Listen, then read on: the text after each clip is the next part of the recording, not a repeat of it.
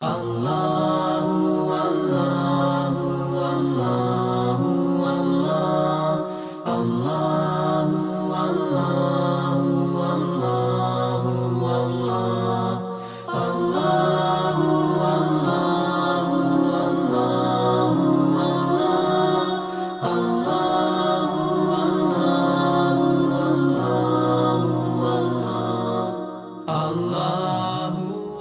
اعوذ بک من همزات الشیاطین واعوذ بک رب ان یحضرون بسم اللہ الرحمن الرحیم الحمد للہ وسلام علی عبادہ الذین اصطفى ولعنۃ الدائمۃ الباقیۃ علی اعدائهم اجمعین من الآن الی قیام یوم الدین اما بعد۔ جمعے کی اس گفتگو میں سب سے پہلے اپنے نفس اور آپ سب کو تقوی الہی کی طرف دعوت دیتے ہوئے، اس لیے کہ اللہ کا تقوی ہی وہ سبب اور وسیلہ ہے کہ جو انسان کو کامیابی، فلاح، بہبود، عزت نفس، انقلاب اور بہتری کی طرف لے کے جاتا ہے۔ تقوی الہی یعنی اللہ کے نظام پہ ایمان اور عمل۔ قرآن مجید نے ایمان اور عمل کے لیے بہت تاکید کی ہے۔ بغیر ایمان کے عمل ممکن نہیں ہے، اور بغیر عمل کے ایمان اصلاً در واقع ایمان نہیں ہے صحیح معنوں میں۔ لیکن جب انسان ایمان کے ساتھ ساتھ عمل کے مرحلے میں آ جاتا ہے، عمل کے میدان میں قدم رکھ دیتا ہے، تو یہ اس بات کی دلیل ہوتی ہے کہ جو الہی نظام ہے اس پہ اس کو پورا یقین اور بھروسہ ہے۔ انسان کی فطرت ہے کہ انسان جن چیزوں پہ اس کو بھروسہ ہوتا ہے وہ اس پہ عمل کر لیتا ہے، اور جن چیزوں پہ انسان کو بھروسہ نہیں ہے وہ اس پہ عمل نہیں کرتا ہے۔ الہی نظام اور دنیاوی نظام کو لے کے ہر انسان کے اندر ایک ٹکراؤ اور ایک کلیش رہتا ہے۔ اگر انسان اپنی زندگی کے کسی بھی مرحلے میں اس الہی نظام کو چھوڑ کے دنیاوی نظام کو اپنا لیتا ہے، تو اس کا مطلب یہ کہ جو دکھ رہا ہے ہم کو وہ یہ کہ اس نے اس الہی نظام پہ جو عمل ہے اس کو چھوڑ دیا، اور ایک دنیاوی جو اس کے مقابلے میں نظام ہے، دنیاوی سے مطلب کہ مثلاً بعض جگہوں پہ کام بہت آسانی سے انسان کا سیدھے راستے سے ہو سکتا ہے، کبھی جھوٹ بول دیا، کبھی غیبت کر دی، کبھی کچھ کیا، کبھی کچھ کیا، یعنی دنیا نے ایک جو سسٹم بنایا، ایسے کرو یہ کرو، ایسے کرو تو یہ ہوگا، ویسے کرو تو وہ ہوگا، جو بھی خرافات اور انسان کے غلط طرح کے فنکاریاں۔ تو اس کا مطلب یہ کہ اس نے اس عمل کو چھوڑ دیا۔ کیوں عمل چھوڑا ہے؟ اس لیے چھوڑا ہے کہ اس الہی نظام پہ اس کو ایمان نہیں تھا۔ آپ کو اپنے مقصد تک جانا تھا، دو گاڑیاں کھڑی تھیں کہ جو اس مقصد کے لیے کہہ رہی تھیں کہ جائیں گے۔ آپ ان دونوں میں سے اس گاڑی کا انتخاب کریں گے کہ جس کے اوپر آپ کو یہ بھروسہ ہوگا کہ یہ پہنچائے گی، جس کے ڈرائیور پہ آپ کو بھروسہ ہوگا کہ یہ خطا نہیں کرے گا۔ اگر دونوں میں سے کسی ایک کے اوپر آپ کو بھروسہ نہیں ہے تو قطعاً اس گاڑی کو آپ نہیں اپنائیں گے، اس پہ نہیں بیٹھیں گے، اس گاڑی پہ بیٹھیں گے کہ جو گاڑی آپ کو اپنے مقصد تک پہنچا سکتی ہے۔ تو یہ جو ذہن میں یہ حالت پیدا ہوتی ہے کہ یہی گاڑی ہے جو ہم کو پہنچا سکتی ہے، اسی کا نام ایمان ہے۔ اور جیسے ہی انسان کا ایمان مکمل ہوا، عقیدہ کمپلیٹ ہوا، کیا کرتا ہے؟ فوراً دروازہ کھول کے اس گاڑی میں بیٹھ جاتا ہے۔ یہ ہو گیا عمل، اسی ایمان پہ عمل۔ تو جب انسان کا ایمان کمپلیٹ ہو جاتا ہے تو فوراً خود بخود انسان عمل کی منزل میں آ جاتا ہے۔ اب اگر ہم اپنی زندگی میں جو دنیاوی اصول و دنیا والوں کے بنائے ہوئے، چاہے وہ خرافات ہو، چاہے وہ رسومات ہو، جو بھی ہو، ان کو اپناتے ہیں اور اللہ کے اس نظام و سسٹم کو چھوڑ دیتے ہیں، تو اس کا مطلب کہ بھلے ہی ہم اپنی زبان سے کہتے ہوں کہ ہمیں اللہ کے اس سسٹم پہ پورا ایمان ہے، یقین ہے، سب کچھ ہے، اور انسان سے اگر پوچھا بھی جاتی ہے کہے گا کہ نہیں اس میں کوئی غلطی نہیں ہے، کوئی کمی نہیں. لیکن ہمارا عمل یہ ثابت کر رہا ہے کہ ہمارا واقعی ایمان کس پہ ہے. اگر اس الہی سسٹم کو چھوڑ کے دنیاوی سسٹم کو اپنانے لگیں تو اس کا مطلب یہ ہے کہ اس الہی سسٹم پہ ہم کو واقعی ایمان نہیں ہے، بلکہ ہم جو چاہتے ہیں، جو نتیجہ اپنی فلاح و بہبود اور فائنل نتیجہ، اس تک پہنچنے کے لیے اس دنیاوی سسٹم پہ جو ہمارا ایمان ہے وہ زیادہ مضبوط ہے بنسبت اس سسٹم پہ جو ایمان ہے جو الہی سسٹم پہ. یہ ہمارا عمل ثابت کر رہا ہے. اگر انسان الہی سسٹم پہ واقعی ایمان لا کے اس پہ عمل کر لے تو وہ خود بخود تقوی کی منزل میں آ جائے گا، وہ خود بخود تقوی کے مراحل میں آ جائے گا. لہٰذا اس الہی سسٹم کو اپنانے کا مطلب یہ ہے کہ اس پہ ہمارا بھروسہ ہو، اس پہ ہمارا یقین ہو. انسان کو دکھ رہا ہے مثلا رشوت لے لیں گے تو یہ فائدہ ہو جائے گا، لیکن اللہ پہ بھروسہ ہو کہ اللہ رزق کا دینے والا ہے، بے ایمانی سے اور شیطان کے راستے سے رزق یہ صحیح نہیں ہے. تو جب وہاں بھروسہ ہوگا کہ اللہ اس کا ہم کو اجر بھی دے گا، اور جو ہمارے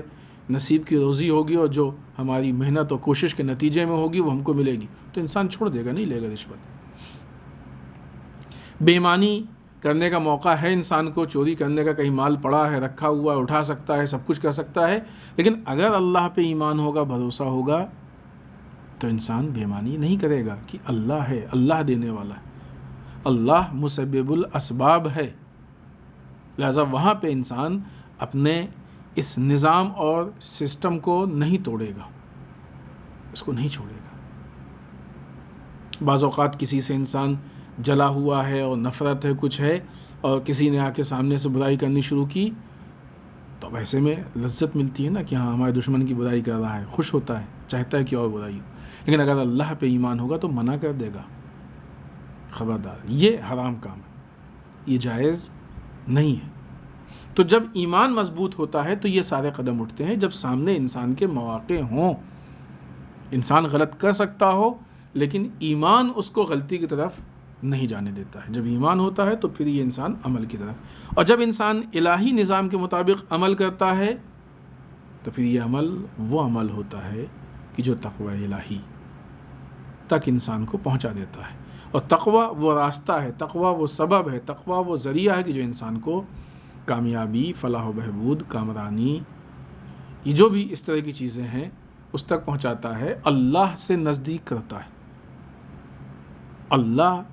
اپنے ان بندوں سے راضی ہوتا ہے جو صاحبان تقوی ہیں، اور نہ یہ کہ راضی ہوتا ہے. سورہ حجرات میں بہت واضح کہا گیا ہے کہ اللہ کے نزدیک سب سے زیادہ صاحب عزت وہ ہے جو تقوی میں سب سے زیادہ ہے. یعنی انسان اگر تقوی الہی کو اختیار کرتا ہے تو اللہ کی نگاہ میں وہ صاحب عزت ہوتا ہے، اس کو اس کی رسپیکٹ اللہ کی نگاہ میں ہوتی ہے. لہذا یہ ایمان کا مرحلہ اگر ہم محسوس کر لیں اور اس کو حل کر لیں تو پھر عمل خود بخود انشاءاللہ ہو جائے گا. آئیے اس کے بعد امیر بیان مولا متقیان حضرت علی ابن ابی طالب علیہ الصلوۃ والسلام کا وہ کلمہ کی جس پہ مسلسل گفتگو چل رہی ہے، اس سے پہلے بھی ہم نے عرض کیا، یاد رہے آپ کو، کہ وہ کسی نے امام سے واعظ و نصیحت کا سوال کیا کہ آپ ہم کو موعظہ کیجئے، نصیحت کیجئے، تو امام نے یہ کلام ارشاد فرمایا. اس میں 30 اخلاقی نکات ہیں کہ جو امام نے اخلاق سے متعلق پیش کیا ہے، اور یہ بہترین درس ہے ہمارے لیے. گفتگو کا انداز یہ ہے کہ امام نے کہا کہ دیکھو خبردار ان لوگوں میں سے نہ ہو جانا. 12 پوائنٹ پہ اس سے پہلے گفتگو ہو چکی ہے، آج 13واں پوائنٹ ہے کہ جو ہم آپ کی خدمت میں عرض کر رہے ہیں. امام فرماتے ہیں کہ دیکھو ان لوگوں میں سے نہ ہو جانا. کون؟ یخاف علی غیرہ بادنی من ذنبہ، دوسروں کے بارے میں اپنے سے چھوٹے گناہ سے بھی ڈرتے ہیں. دوسرا چھوٹا سا بھی گناہ کر لے تو ڈرتے ہیں، ارے اس نے گناہ کیا، کیا ہوگا، یہ تو بہت خراب ہو گیا، ایسا اس طرح سے. وَيَرْجُو لِنَفْسِهِ بِأَكْثَرَ مِنْ عَمَلِهِ، لیکن اپنے لیے، اپنے نفس کے بارے میں جو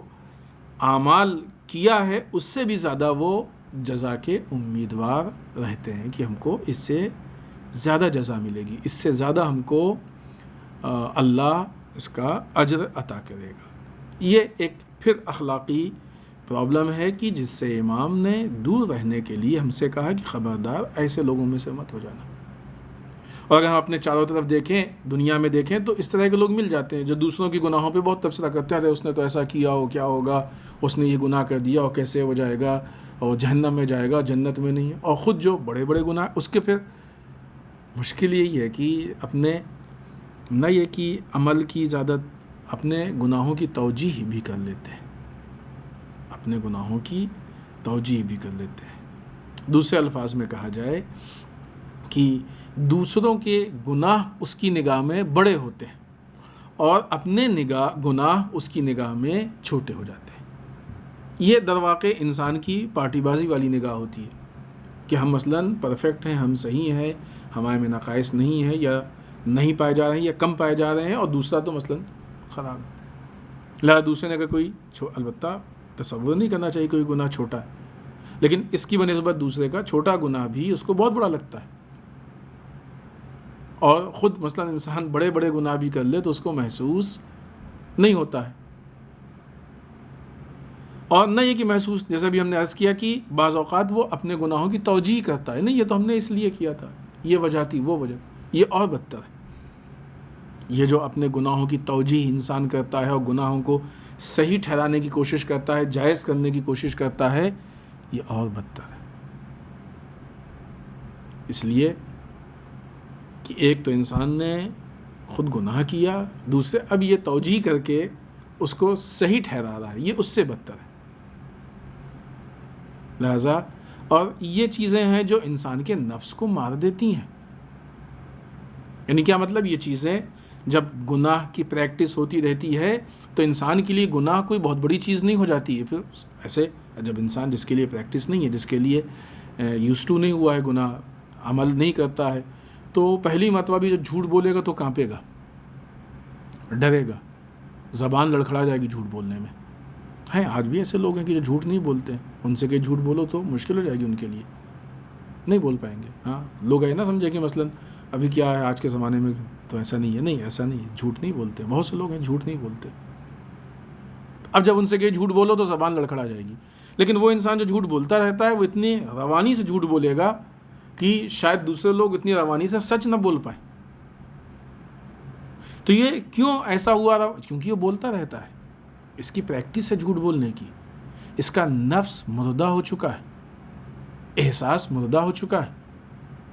لہٰذا بہت روانی کے ساتھ جھوٹ بولتا ہے، اور اتنی روانی سے کہ دوسرے والا اپنے سچ پہ شک کر لے کہ اتنے اعتماد سے یہ بات کہہ رہا ہے تو نہیں ہو سکتا کہ صحیح ہو شاید اس کی بات۔ یہ حالات پیش آتے ہیں۔ تو جب انسان گناہ کرے گا اور توجیہ کرے گا تو پھر گناہ سے دور نہیں ہوگا۔ نتیجہ کیا ہوگا کہ اس کا نفس مردہ ہوتا جائے گا، گناہ کی پریکٹس ہوتی جائے گی، اور جب گناہ کی پریکٹس ہوتی جائے گی، نفس مردہ ہوتا جائے گا، تو پھر وہ گناہ کے دلدل میں دھنستا جائے گا۔ در واقع یہ چیز جو پیش آتی ہے کہ دوسرے کے چھوٹے گناہ کو بڑا بنا دینا، اپنے بڑا گناہ کو بھی چھوٹا سمجھ لینا، یہ ایسا ہوتا ہے کہ دوسرے کو نقصان پہنچانے کے لیے، لیکن حقیقت حال یہ ہے کہ انسان کو خود کو نقصان ہوتا ہے۔ گناہ کا کوئی بھی معاملہ ہو، اگر انسان کسی دوسرے کے مقابلے میں کوئی گناہ کر رہا ہے تو کبھی بھی انسان گناہ کر کے کسی دوسرے کو نقصان نہیں پہنچا سکتا ہے، سوائے اس کے کہ گناہ کر کے وہ اپنے ہی نفس کو نقصان پہنچا سکتا ہے۔ یہ قول ہم نے اس سے پہلے بارہا عرض کیا ہے کہ امام سجاد علیہ الصلوۃ والسلام کا یہ قول ہے کہ تمہاری جیت کے لیے اتنا کافی ہے کہ تمہارا مخالف یا تمہارا مقابل تمہارے مقابلے میں آنے کے لیے، تمہارے مخالفت کے لیے گناہ میں ملوث ہو جائے، یعنی اس کا مطلب کہ اس کے پاس اب جائز راستہ نہیں بچا ہے۔ خوب یہ ایک بہت عمومی چیز ہے جس کا ایک چھوٹا سا پہلو ہے کہ مثلاً ایک سامنے والے کو ظاہر سی بات ہے کہ کچھ ایسا ٹینشن یا جو بھی ہو، ابھی آگے وہ الاسباب میں باسی سے بیان کریں گے کہ جو انسان چاہتا ہے کہ یہ ظاہر کرے کہ وہ مثلاً اس کے گناہ بڑے ہیں اور ہمارے گناہ چھوٹے ہیں، تو یہ ایک ایسی چیز ہو گئی کہ جہاں پہ انسان دوسرے کے گناہوں کو در واقع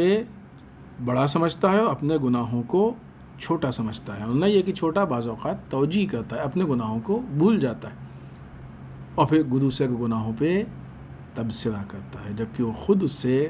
بڑے بڑے گناہ کیے ہوئے بیٹھا ہے، لیکن اس کو کم سمجھ رہا ہے اور اس کو زیادہ سمجھ رہا ہے۔ اور اسی کے برعکس،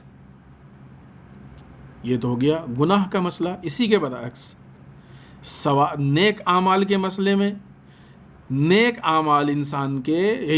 جب پارٹی بازی کرتا ہے، اپنے گناہوں کو چھوٹا سمجھتا ہے، تو یہی انسان نیک اعمال کتنا چھوٹا سے چھوٹا انجام دے، اس کی اپنی نگاہ میں وہ بہت بڑا ہوتا ہے، اور چونکہ وہ بڑا ہوتا ہے لہٰذا اس بات کی امید رکھتا ہے کہ اللہ اس کا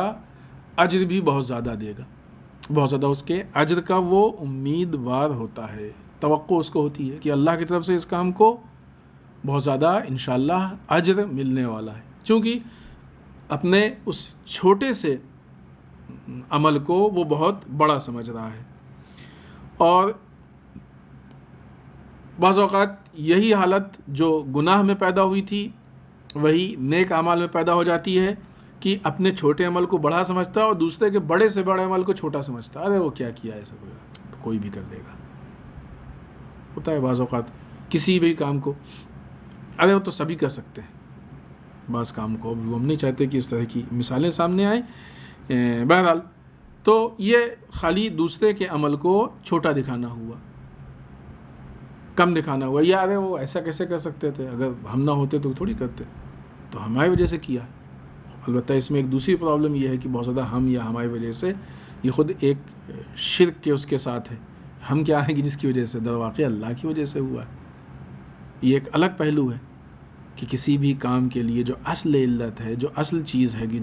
جس کی وجہ سے ہو رہا ہے، وہ اللہ اسباب کا مہیا کرنے والا ہے،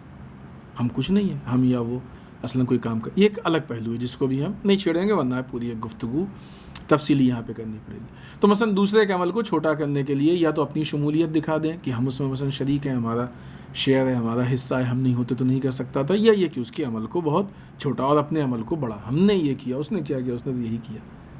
تو یہ بھی انسان کے لیے غلط ہے۔ در واقع یہ جو حالت پیدا ہوتی ہے یہ بھی ایک طرح کا تناقض ہے، ایک ایسی حالت ہے کہ جہاں پہ متضاد چیزیں جمع ہو رہی ہیں۔ اس سے پہلے بھی یہ بات ہم نے عرض کی ہے۔ تناقض کیوں ہوتا ہے؟ یا تو انسان کے فکر میں پرابلم ہوتی ہے کہ فکر کی پرابلم کی وجہ سے تناقض ہوتا ہے، یا یعنی جو متضاد چیزیں جمع ہو رہی ہیں، ایک دوسرے کی ضد ہے، اس طرح کی باتیں جمع ہو رہی ہیں کہ انسان کہہ کچھ رہا ہے، کر کچھ رہا ہے، باتیں کچھ ہیں، عمل کچھ ہے، تو یہ حالت اس لیے پیدا ہوتی ہے۔ سب سے بنیادی چیز جو حالت در واقع اس کا ایمان کمزور ہوتا ہے۔ اگر ایمان مضبوط ہو جائے تو یہ حالت پیدا نہیں ہوگی۔ در واقع ایمان میں پرابلم ہے، کمزوری ہے، بیماری ہے، وہ مسئلہ حل ہو جائے تو یہ حالت پیدا نہیں ہوگی۔ یا اس کے فکر میں انحراف ہے، فکر اس کی منحرف ہے، یعنی انحراف کا مطلب اپنے راستے سے ہٹی ہوئی ہے، صحیح راستے پہ نہیں۔ تو اگر فکر اس کی صحیح راستے پہ نہیں ہے، فکر اپنے راستے سے ہٹی ہوئی ہے، تو اس کی وجہ سے یہ چیزیں پیدا ہوتی ہیں۔ یا بہت زیادہ جو دیکھا گیا ہے وہ یہ کہ خواہشات نفسانی کے غلبے کی وجہ سے ہوتا ہے، خواہشات انسان کے اوپر غالب ہو جاتی ہے، اور ان خواہشات نفسانی کے غلبے کی وجہ سے انسان اس طرح کی حرکتیں کرتا ہے، یا اس طرح کی چیزوں کو سوچتا ہے، یا ایسے فیصلے لیتا ہے۔ اس کا مطلب یہ کہ اگر ایسے حالات پیش آنے شروع ہو جائیں، دیکھیں بیماری اور یہ اس کا علاج، اور بھی تھوڑی سی وضاحت کریں گے ہم، ظاہر بہت زیادہ وقت نہیں ہوتا ہے کہ بہت تفصیل میں جائے، لیکن تھوڑی سی وضاحت اس کی ضروری ہے کہ اگر خدا نخواستہ اس طرح کی حالت پیدا ہو جائے، اسلام نے بتایا، دیکھیں جیسے ابھی یہ ایک بیماری اور مہاماری چل رہی ہے، کووڈ-19 کورونا وائرس، تو ابھی لوگوں کو بیدار کیا جا رہا ہے، ان کے اندر بیداری پیدا کی جا رہی ہے۔ دیکھیں اگر آپ کے اندر یہ علامت ہے، یہ علامت ہے، یہ علامت ہے، خدا نخواستہ، تو اس کا مطلب یہ کہ آپ مریض ہیں، آپ کے یہاں یہ بیماری پائی جاتی ہے۔ لہٰذا اب اگر یہ طے ہو جائے کہ یہ بیماری ہے تو فوراً اس کا علاج کیجیے۔ خدا نخواستہ اگر علاج نہیں کرتے ہیں تو آپ پھر سخت ترین نتائج کا سامنا کر سکتے ہیں۔ لہٰذا انسان بھی بہت چوکنا رہتا ہے، سب سے پہلے تو یہ کوشش کرتا ہے کہ بیماری نہ آئے، ہر طرح سے احتیاط ہے نا، ظاہر سی بات ہے کسی نے دیکھا نہیں کورونا وائرس کو اتنا باریک ہے، تو نتیجے میں کیا ہے کہ وہ احتیاطاً ماسک بھی اور سینیٹائزر بھی اور سوشل ڈسٹینس بھی سب کچھ ہے، تاکہ اور پھر اس کے علاوہ اور بھی جو دوسرے احتیاطی چیزیں، گرم پانی انسان کثرت سے پی رہا ہے، وہ فروٹس کی جو انسان کے جسم کے اس سسٹم کو، دفاعی سسٹم کو مضبوط کرتے ہیں، ان کا استعمال کر رہا ہے، اس طرح کے کھانے کا استعمال کر رہا ہے، یا اس طرح کی دواؤں، جو بھی ہو انسان، ہر آدمی جس کے لیے جو بھی راستے مہیا، تاکہ وہ اپنے آپ کو ان حالات سے کے لیے مضبوط کر سکے اور بیماری سے بچا سکے۔ اسی طریقے سے دین کے مسئلے میں، اخلاق کے مسئلے میں علامتیں بیان کی گئیں۔ یہ بیماری ہیں، سب سے پہلے تو انسان کوشش کرے کہ اپنے آپ کو بیماریوں سے دور رکھے۔ کورونا وائرس بھی کسی کو نہیں دکھتا ہے، یہ اخلاقی بیماریاں بھی جلدی سے نہیں دکھتی ہیں، علامتیں دکھتی ہیں اس کی۔ انسان اپنے آپ کو دور رکھے، خدا نخواستہ اگر یہ علامتیں دکھنے لگیں تو اس کا مطلب یہ ہے کہ پھر اب یہ بیماری آپ کے ہاں آ گئی ہے۔ جیسے ہی علامت شروع ہو، ابھی ہوتا ہے نا خدا نخواستہ کسی کے ہاں صرف ابھی مثلاً کھانسی شروع ہو گئی، بخار شروع ہو گیا، تو وہ احتیاطاً پورا حفاظتی انتظام کر لیتا ہے، پروٹیکشن کا انتظام کر لیتا ہے، تاکہ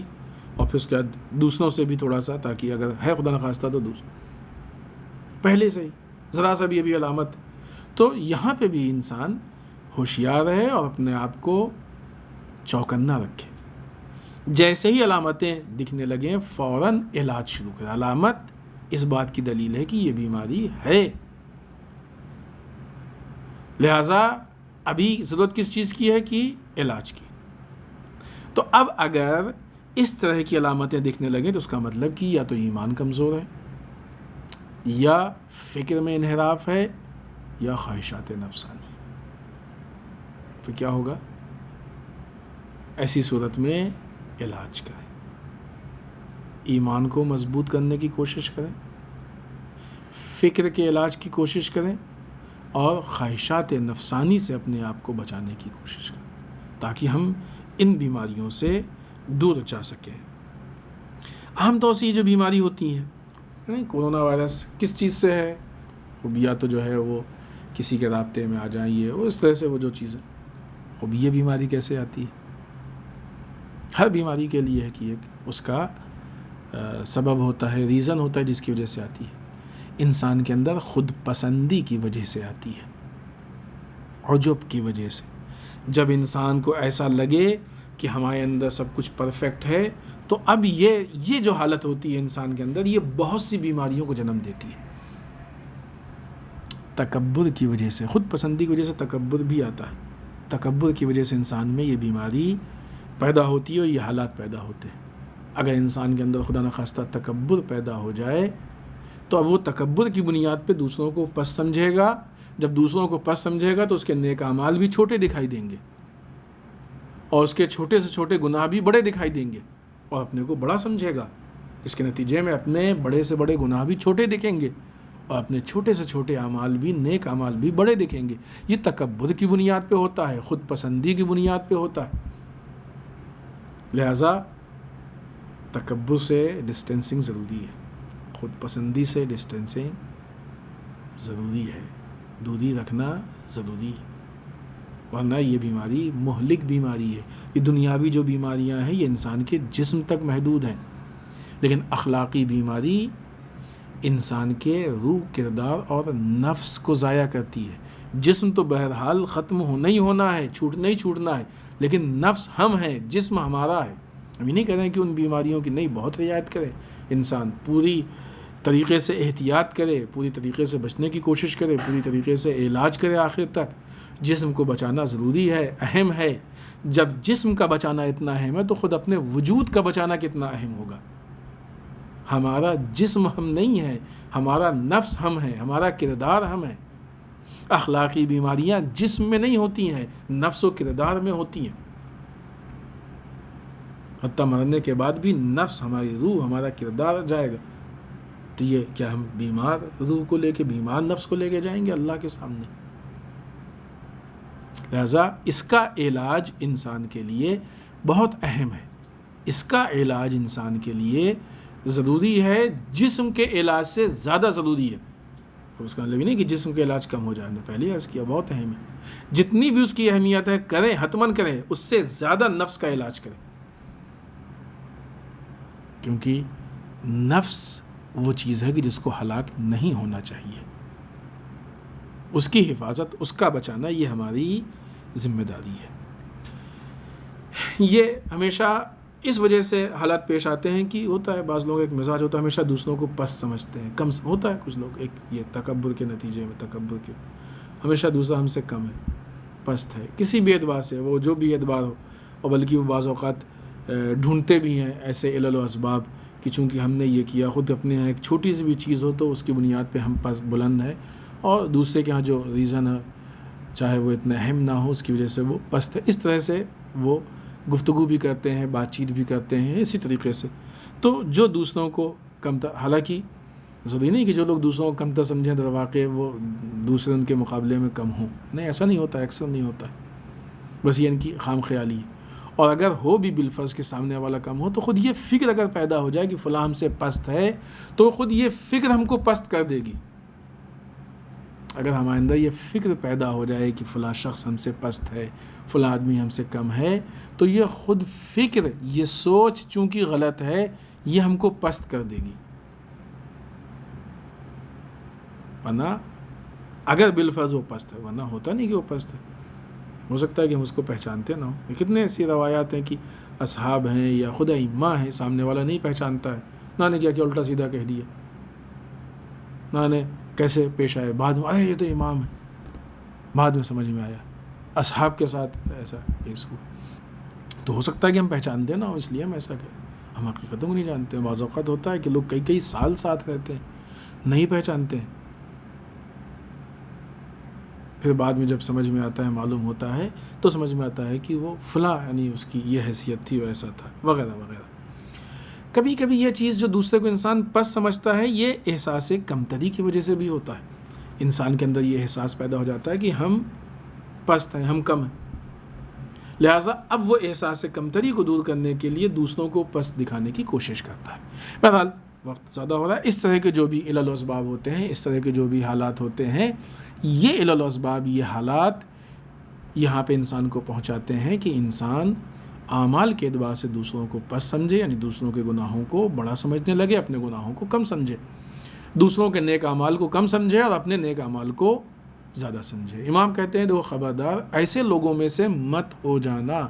اپنے آپ کو ایسے لوگوں میں سے بچائے رکھو۔ آئیے اس کے بعد موجودہ حالات میں سب سے پہلے جو ہماری گفتگو اس ہفتے کی جو اہم ترین مناسبت ہے، اربعین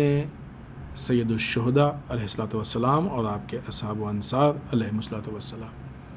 یعنی سرکار سید الشہداء کے شہادت اور آپ کے جو اصحاب و انصار عزیز و اقارب ہیں ان کی شہادت کے 40 دن گزر گئے۔ بہرحال یہ وہ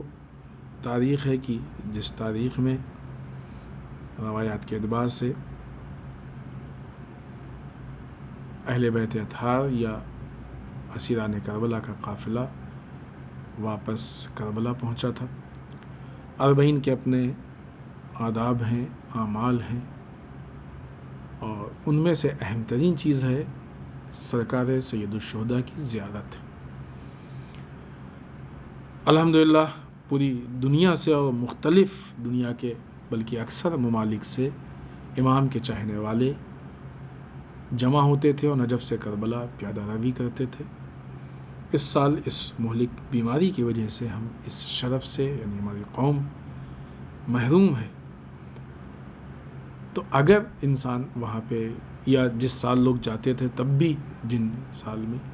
نہیں پہنچ سکتا ہے، تو پھر وہ جہاں پہ ہے اپنے گھر میں بیٹھ کے سرکار سید الشہداء کی زیارت پڑھے، اور وہ اربعین کی زیارت مخصوص ہے،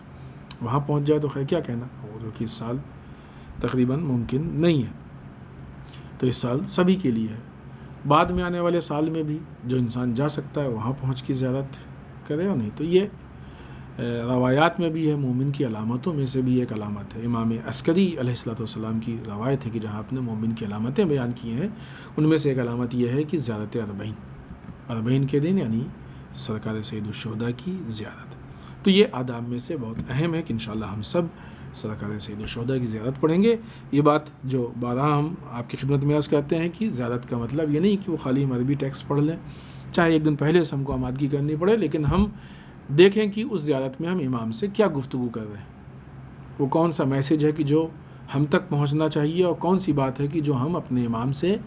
کہہ رہے ہیں یا امام کے توسط سے اللہ سے کہہ رہے ہیں. یہ سمجھنا ہمارے لیے ضروری ہے. خالی عربی ٹیکسٹ کا پڑھ لینا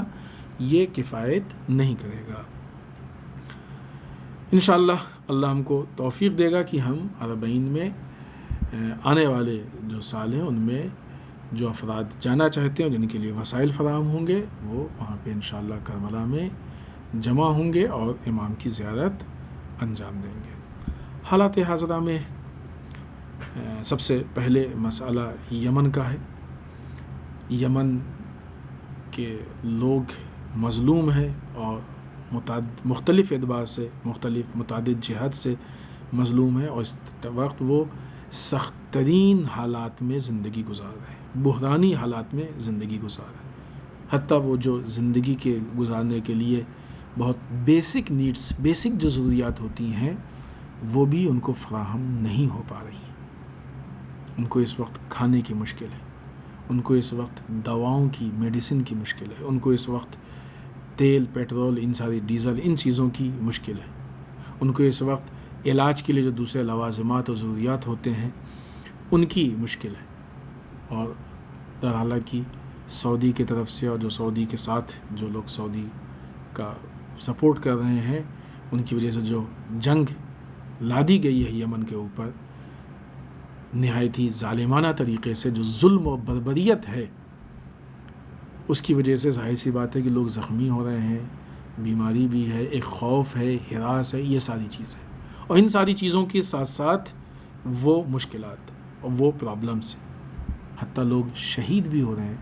بعض اوقات حملات میں لوگ مر بھی رہے ہیں. تو ایک عجیب حالات پیدا ہو گئے. اس وقت پھر ایک مرتبہ پوری دنیا کے انسانیت کے ناطے، کوئی بھی بھوکا مرتا ہو تو حیوان بھی بھوکا مرتا ہے تو انسان اس کو کھلا پلا دیتا ہے کہ نہ مرے. حیوان کے تو مذہب نہیں ہوتا ہے نا. تو جب انسان بھوکا مرتا ہو تو وہاں پہ پھر مذہب نہیں دیکھا جاتا ہے. پوری دنیا کے انسانوں کی ذمہ داری ہے، بالخصوص مسلمان ممالک کی ذمہ داری ہے کہ اگر ذرا بھی تمہارے اندر غیرت اسلامی باقی ہے، اسلام کے تو قانون میں ہے نا، تو آس پاس کے جو ممالک ہیں یہ ان کی ذمہ داری ہے کہ ایک ملک جو مظلوم بھی ہے، اب تک سب کو بولنا چاہیے تھا اس کی مظلومیت پہ. نہیں بولے ہو تو حد اقل جو پرابلمس ہیں اس میں ہیلپ تو کر سکتے ہو، مدد تو کر سکتے ہو. یہ ہم سب کی ذمہ داری. البتہ اس کا مطلب یہ نہیں کہ ہم لوگ اس سے بری ہیں کہ ہم مثلاً اسلامی ممالک کی بات کریں. نہیں، ہم سب کی ذمہ داری ہے، ذاتی اعتبار سے، پرسنل اعتبار سے بھی، ملک کے اعتبار سے بھی، اداروں کے اعتبار سے بھی، افراد کے اعتبار سے بھی، انجمنوں کے اعتبار سے، ہر اعتبار سے ہم سب کی ذمہ داری ہے. ایک تو یہ کہ ہم لوگ سوشل میڈیا پہ اس طرح سے ان کے ہیلپ کی بات کریں، ایک کیمپین چلائیں انٹرنیشنل لیول پہ کہ جہاں پہ لوگوں کو دعوت دیں کہ یمن کے مظلوم اور بیچارہ افراد جو ہیں وہ ان کی مدد کے لیے یہ لوگ پہنچے. اور دوسری طرف سے خود ہم لوگوں سے جو ممکن ہو، جیسے بھی ہو، ہم ان کے ہیلپ کرنے کی کوشش کریں. حد اقل جو بہت بیسک ضروریات ہوتی ہیں، کھانا، کپڑا، دوائیں، ایک جو بہت بنیادی چیزیں ہوتی ہیں، حد اقل وہ تو ان تک پہنچانے کی کوشش کریں. نہ یہ کہ غیرت اسلامی، غیرت انسانی بھی نہیں ہے ہمارے اندر کہ ہم اتنا کام کریں. یہ ہماری ذمہ داریوں میں سے. الحمدللہ ایران سے شپ جا رہی ہے ایسے سامان کو لے کے، اور ظاہراً یہ دوسری شپ ہے کہ جو ہیلپ کے لیے جا رہی ہے. اور اس موقع پہ ایران کا کہنا یہ ہے کہ جو ایران تیل کی شپ وینیزویلا بھیج سکتا ہے، وہی ایران انسانیت کی بنیاد پہ مدد کے لیے یمن بھی اپنی شپ بھیج سکتا ہے. خوب اس کا مطلب یہ نہیں کہ ایران کی شپ، ظاہر سی بات ہے کہ شپ میں جو بھی ہو محدودیت ہے اور وہاں پہ ضروریات بہت زیادہ ہے، لہٰذا سب کی ذمہ داری ہے. یہ ذمہ داری صرف ایران کی نہیں ہے کہ ہم ان کی ہیلپ کریں. ان حالات میں جبکہ یمن اس بیچارگی اور ان مشکلات سے گزر رہا ہے،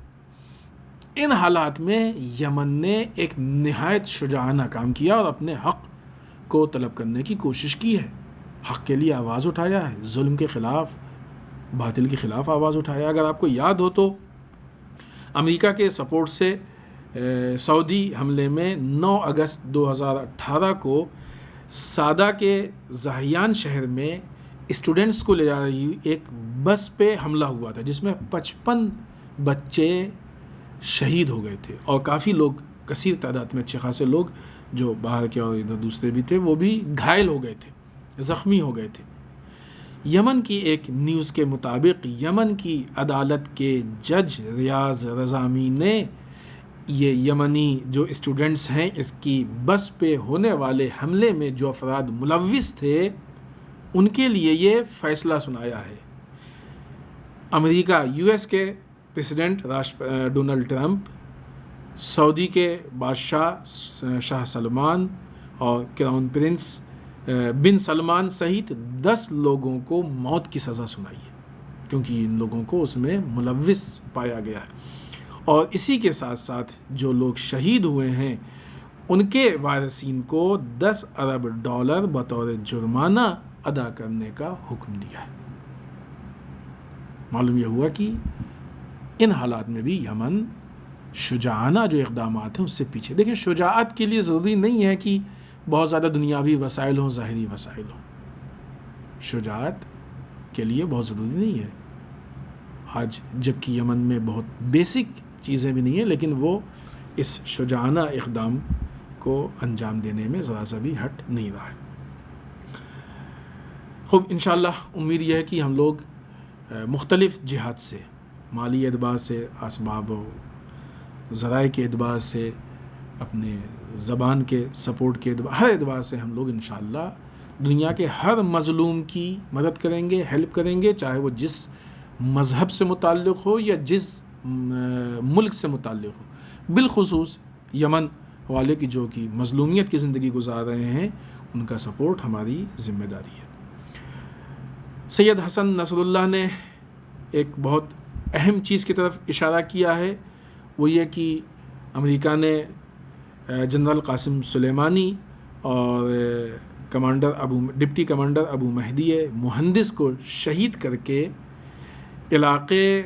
میں دوبارہ پھر داعش کو ایکٹیو کرنے کی امریکہ کوشش کر رہا ہے۔ در واقع جو حالات ہیں، ان پورے حالات میں جو چیز سامنے آ رہی ہے، لاکھ امریکہ اس بات کو کہے کہ داعش آتنکوادی گروہ تھا، داعش یعنی ISIS، اور ہم اس سے وہ نہیں، اور یہ وہ اس کو ختم، لیکن جو حالات سامنے ہیں اس میں زیادہ امریکہ کا سپورٹ داعش کی طرف تھا، اور وہ ممالک یا وہ جگہیں کہ جہاں پہ داعش کے حملے تھے ان سے ہمدردی امریکہ کی نہیں دکھی ہے، ذرا بھی نہیں دکھی ہے۔ حتیٰ کہ مثلا اگر واقعی امریکہ داعش کے خلاف تھا تو یہ جو بزرگواران ہیں کہ جن کو شہید کیا امریکہ نے، ان کو انعام دینا چاہیے تھا کہ تم نے داعش کو ختم کیا، تم شجاع ہو۔ لیکن باوجود اس کے کہ ان کی تعریف نہیں کی، نہ یہ کی تعریف نہیں کی، ان کو شہید کیا، یہ اس بات کی دلیل ہے کہ امریکہ کا سپورٹ داعش کے ساتھ ہے، ISIS کے ساتھ ہے، اور اسی غصے کا یہ بدلہ تھا کہ جو ان بزرگان کو، ان عظیم شخصیات کو جنہوں نے دنیا سے آتنکواد کو ختم کرنے کا اتنا بڑا مہرہ اٹھایا تھا اور کتنا بڑا اقدام کیا تھا، ان کو امریکہ نے شہید کر کے بتا دیا کہ امریکہ داعش کے ساتھ ہے، ISIS کے ساتھ ہے۔ بولو یہ کہ زبان سے کچھ بھی بکے، وہ تو جھوٹ بولنا اس کی عادت ہے، فطرت میں ہے جھوٹ بولنا، لیکن اس کا ساتھ داعش، یہ جو امریکہ کی پالیسی رہی ہے کہ ہمیشہ کسی نہ کسی بہانے سے لوگوں میں خوف ڈالتا تھا، اور ڈالنے کے بعد پھر اپنی فوج کو بھیج کے وہاں پہ ایک ملک پہ نگرانی اور بہت ساری چیزیں تھیں کہ جو ملک کے اوپر وہ ایک کنٹرول اور ایک غلبہ رکھنے کی کوشش کرتا تھا۔ حسن نصر اللہ کا کہنا یہ ہے کہ پھر امریکہ داعش کو، ISIS کو ایکٹیو کر رہا ہے تاکہ علاقے میں اپنی فوجی موجودگی کا جواز فراہم کر سکے۔ خوب یہ معلوم ہے کہ ابھی اس سے پہلے کچھ دنوں میں کتنے بے عزتی سے اور توہین کے ساتھ عراق سے اور سیریا سے، ان ملکوں سے اس کو فوج کو ہٹانا پڑا، اور یہ شکست محسوس ہوئی اس کو۔ لہٰذا پھر وہ جواز پیدا کرنے کے لیے اس طرح کی حرکتیں. لیکن بہرحال لوگوں کے سامنے چیزیں آ گئیں اور کافی حد تک کھل گئیں، اور نہیں کہ کھل گئیں، کھل تو پہلے بھی گئی تھیں. اب لوگوں کے اندر شجاعت اور ہمت پیدا ہو رہی ہے کہ وہ امریکہ کی آنکھ میں آنکھ ڈال کے دو ٹوک جواب دے سکے کہ بھائی تمہاری ہم کو ضرورت نہیں ہے، تمہارے بغیر ہم پرسکون ہیں، تمہاری ہیلپ سے ہم پریشان ہو جاتے ہیں. لہٰذا یہ امریکہ کی پالیسی ہے کہ جس پالیسی پہ غور و فکر کرنا اور اس کو سمجھنا یہ پوری دنیا کے ایک سسٹم کے لیے بہت اہم ہے، تاکہ وہ اپنے آپ کو امریکہ کے چنگل سے محفوظ رکھے. ظاہر سی بات ہے کہ اس کے اندر بہت ہی وسیع گفتگو ہے، لیکن یہ ایک صرف ہیڈنگ، ورنہ سید کی بات واقعاً بہت گہری ہے اور اس کے اندر بہت تفصیلات کی گنجائش ہے. آخر میں خود اپنے ملک سے متعلق ایک گفتگو. اس ہفتے بابری مسجد کیس کا فیصلہ آ گیا ہے اور جتنے بھی ملزمین تھے، جن پہ بھی الزام تھا، کورٹ نے سب کو بری قرار دیا. یعنی حالات اب ایسے ہو گئے ہیں کہ جو بابری مسجد گری ہے وہ ایک اتفاقی حادثہ تھا، جبکہ ہم سب کے سامنے وہ ویڈیوز، پہلے کے بھی ویڈیوز تھے اور فوٹوز تھے، اور اس فیصلے کے بعد کے بھی ویڈیوز آ رہے ہیں کہ جہاں پہ لوگ اس بات کا اقرار کر رہے ہیں کہ ہم نے عمدن یہ کام کیا تھا. ابھی عجیب بات ہے کہ بہت سی ایسی باتیں ہوتی ہیں کہ جن کو پوری دنیا دیکھ لیتی ہے، لیکن بعض اوقات وہ کورٹ نہیں دیکھ پاتا ہے. کیوں ایسا ہوتا ہے؟ اس کے علل و اسباب کیا ہیں نہیں معلوم. یہ فیصلہ بھی ہندوستان کا جو نظام ہے، جو سسٹم ہے، ہم اس عنوان سے گفتگو نہیں کریں گے کہ مسلمانوں کے خلاف ہے، نہیں،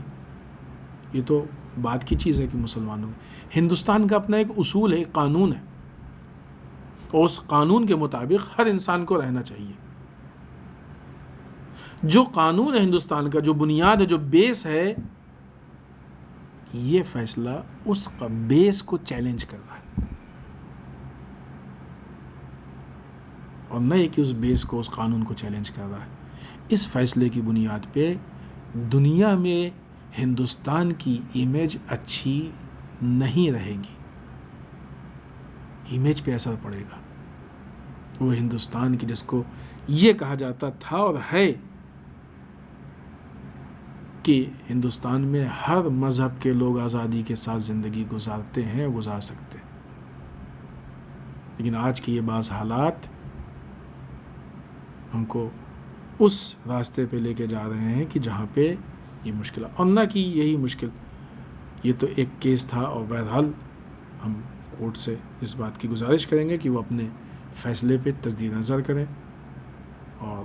کوشش کریں یہ جاننے کی کہ یہ مسائل و مشکلات کس کی وجہ سے تھیں.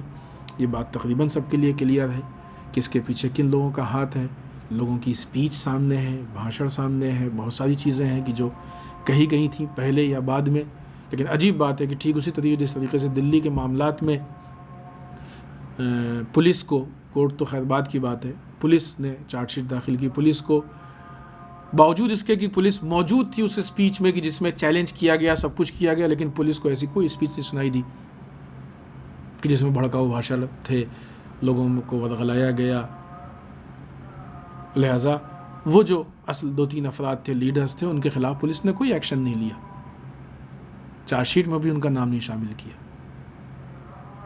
یہ عجیب چیز ہے کہ جو ہندوستان کو جس راستے پہ لے جا رہی ہے. اب مسئلہ افراد کے قتل اور ان چیزوں کا نہیں ہے، یہ تو بنسبت اس کے کہ جہاں پورے ملک کی ایک عزت و آبرو ہو، ویلو ہو، اس کے مقابلے میں افراد، اگرچہ افراد کا قتل کم نہیں ہے، بہت اہم ہے کہ کوئی ناجائز قتل نہیں ہونا چاہیے، چاہے وہ کسی بھی مذہب سے متعلق ہو. ناجائز کسی کا قتل جائز نہیں، صحیح نہیں ہے اصلا. لیکن اس سے بڑی چیز یہ ہے کہ ملک کی ویلو، کہ ملک میں ایک جو سسٹم ہے،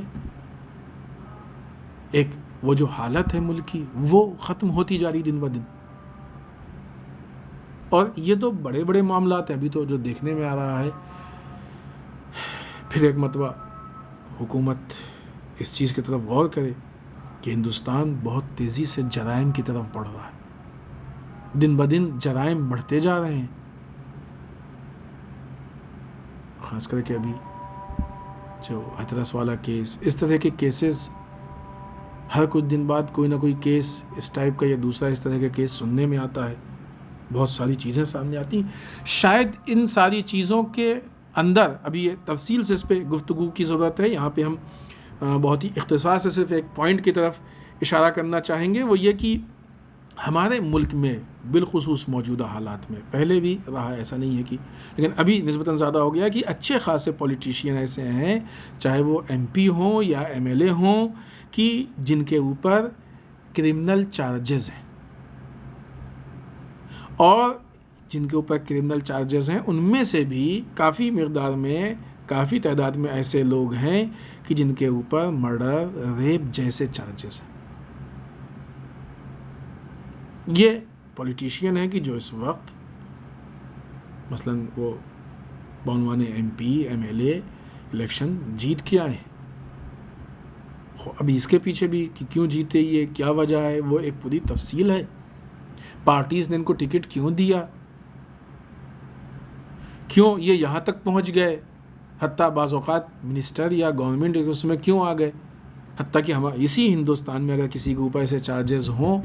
تو وہ ایک کوئی سرکاری جاب نہیں کر سکتا ہے، کوئی آفیسر نہیں بن سکتا ہے، کلرک بھی نہیں بن سکتا ہے، لیکن سرکار بن سکتا ہے. سرکاری امپلائی نہیں بن سکتا ہے، سرکار بن سکتا ہے. ایک عجیب بات ہے، یہ بھی ایک کوشچن مارک ہے کہ جس پہ تفصیل سے گفتگو کرنے کی ضرورت ہے. تو یہ جو ان کے اوپر چارجز ہیں، یہ ایسے چارجز ہیں کہ مثلاً جو کورٹ میں، ہائی کورٹ، سپریم کورٹ میں فریم ہو چکے ہیں. اس کا مطلب یہ کہ پولیس کو ثبوت ملے ہیں، پولیس کے پاس یا گواہ ہیں یا ثبوت ہیں کہ جو یہ کیس جو ہیں وہ فریم ہوئے ہیں، یہ کیس کورٹ تک پہنچے ہیں، یہ کیس چل رہے ہیں. کئی کیس ہیں ایک ایک پہ، وہ اچھے عہدوں پہ بیٹھے ہوئے ہیں. ان حالات میں کہ جبکہ اس مقدار میں کرمنلز، یا یوں کہا جائے کہ وہ افراد کی جن کے اوپر کرمنل کیسز ہیں، ظاہر سی بات جب تک کیس کلیئر نہیں ہو جاتا اس وقت تک یہ نہیں کہہ سکتے کہ وہ مجرم ہے، ملزم کہہ سکتے ہیں، الزام ہے. تو کرمنل اگر کسی پہ ثابت ہو گیا تو کرمنلز، نہیں تو جن کے اوپر الزام ہے، جن کے اوپر چارجز ہیں، کیس چل رہے ہیں. جب اس طرح کے لوگ زیادہ حکومت میں ہو جائیں گے تو ایک فطری سی چیز ہے کہ پھر ملک کس طرف بڑھے گا، ملک کہاں پہ جائے گا. پھر نتیجہ یہ ہوتا ہے کہ حکومت کی مشینری بھی تھوڑا سا اپنے رخ کو اور رویے کو بدلتی نظر آتی ہے. کتنے ایسے کیس ادھر کچھ مہینوں سے یا تقریباً ایک آدھ سال سے، بلکہ اور زیادہ مدت سے دیکھنے میں آ رہے ہیں کہ جہاں پہ پولیس کی بہت زیادہ زیادتی، ناانصافیاں، یہ چیزیں سامنے آ رہی ہیں. اب اگر پولیس ہی اس طرح سے رویہ کرے گی، اس طرح کی چیزیں سامنے کرے گی،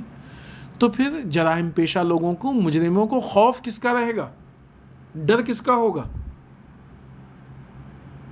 لہذا کل ملا کے یہ حالات دن بدن بد سے بدتر ہوتے جا رہے ہیں، اور اگر فوری طور پہ اس کو کنٹرول نہیں کیا گیا تو خدا نخواستہ آنے والے وقت میں شاید کنٹرول کرنا سخت ہو، مشکل ہو، یا شاید ناممکن ہو. یہ لہذا گورنمنٹ سے پھر جو موجودہ افراد حکومت میں ہیں ان سے پھر اس بات کی ریکویسٹ ہے کہ اگر آپ ملک کو نہیں سنبھال سکتے تو آپ کا سب سے بڑا یوگدان اور سب سے بڑی آپ کی خدمت یہ ہوگی کہ آپ استعفیٰ دے دیجیے، تاکہ ہمارا ملک مزید گڈھے میں جانے سے اور بربادی سے محفوظ رہ سکے. لیکن اسی کے ساتھ ساتھ ہم لوگوں کی بھی اپنی ذمہ داری ہے کہ ہمارے اندر بھی بصیرت پیدا ہو، ہمارے اندر بھی ہوش و حواس جمع ہو، ہم غلط چیز پہ آواز اٹھانا سیکھیں، غلطیوں پہ اعتراض کرنا سیکھیں. اگر یہ 100 کروڑ سے زیادہ کا ملک اس میں اکثریت اعتراض کرنے لگے تو کوئی طاقت ایسی نہیں ہے کہ جو عوام کے اعتراض کے سامنے ٹک سکے. پرابلم مشکل جتنی وہاں ہے اس سے زیادہ عوام میں. عوام کو چاہیے کہ وہ ہوش میں آئے، عوام کو چاہیے کہ وہ اپنی بات کو سامنے رکھے، عوام کو چاہیے کہ وہ اگرچہ اس سے پہلے بھی ہم نے عرض کیا تھا کہ بڑے پیمانے پہ اعتراض ہو رہا ہے، سوشل میڈیا پہ ہو رہا ہے. میڈیا تو خیر اکثر چینلز ایسے ہیں کہ جو ناکارہ ہیں، اور نہ یہ کہ ناکارہ ہیں بلکہ وہ ملک کو نقصان ہی پہنچا رہے ہیں. لیکن سوشل میڈیا اور دوسری چیزوں پہ جو آواز آ رہی ہیں سامنے، اس سے یہ چیز کلیئر ہے. بہت سی جگہوں پہ اچھے خاصے پروٹیسٹ ہو رہے ہیں. مختلف کسانوں کو پروٹیسٹ اپنی جگہ پہ، بہت سے اسٹوڈنٹس پروٹیسٹ اپنی جگہ پہ ہوئے ہیں، اور الگ الگ مختلف مدعوں پہ الگ الگ پروٹیسٹ ہوتے رہتے ہیں. لیکن ظاہر سی بات ہے کہ اکثر چینلز چونکہ ناانصافی سے کام لیتے ہیں، ذلالت ذلیل حرکتیں کرتے ہیں وہ لوگ، لہٰذا وہ ایسی چیزوں کو چھپا لے جاتے ہیں، نہیں دکھاتے ہیں، گورنمنٹ سے سوالات کے حالات نہیں پیدا کرتے ہیں. وہ اپنی جگہ پہ ایک الگ مسئلہ ہے، مشکل ہے کہ انشاءاللہ گفتگو ہوگی. آواز اٹھ رہی ہے، پروٹیسٹ ہو رہے ہیں کہ جن کو دبانے کی کوشش کی جا رہی ہے، جن کو ختم کرنے کی کوشش کی جا رہی ہے. لیکن ابھی بھی ایک بہت بڑی تعداد ایسی ہے کہ جو خاموش بیٹھی ہے. اس کی ذمہ داری ہے، انسانی، اخلاقی، مذہبی، ہر اعتبار سے ذمہ داری یہ ہے کہ وہ آواز اٹھائے، اور آواز اٹھا کے صحیح کو صحیح یا غلط کو غلط بتائے، تاکہ یہ جو انسانی حقوق پائمال ہو رہے ہیں یہ پائمال نہ ہونے پائے، ورنہ روز محشر ہم سب کو اللہ کے ہاں جواب دینا پڑے گا. والسلام علیکم ورحمۃ اللہ وبرکاتہ.